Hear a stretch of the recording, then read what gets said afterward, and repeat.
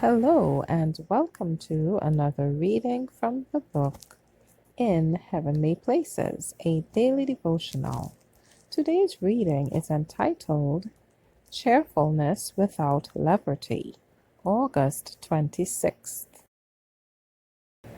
The blessing of the Lord, it maketh rich, and he addeth no sorrow with it.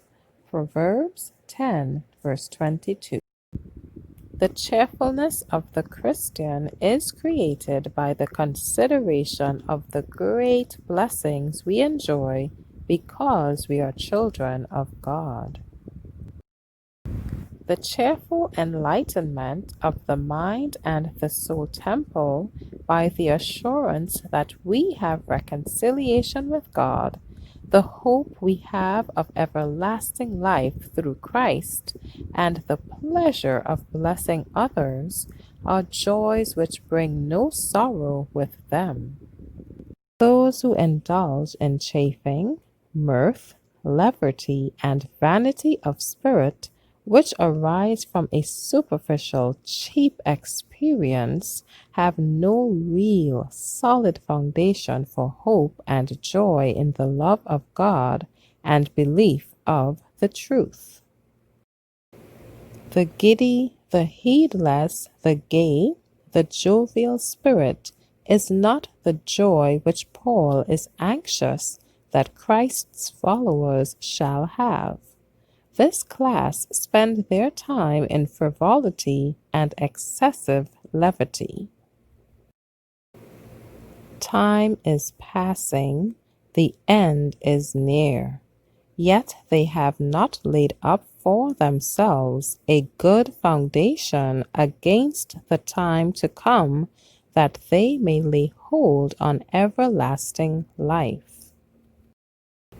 We need not encourage that mirth which dissipates reflection, leaves no time for consideration, and establishes habits of lightness and cheap talk which grieve the Holy Spirit of God and unfit us for the contemplation of heaven and heavenly things. This is the class that will have cause to mourn and lament, because they are not prepared for the elevated joys of heaven. They are banished from the presence of God. It is not what is around us, but what is in us, not what we have, but what we are, that makes us really happy. We want a cheerful fire on the altar of our own hearts. Then we shall view everything in a happy, cheerful light.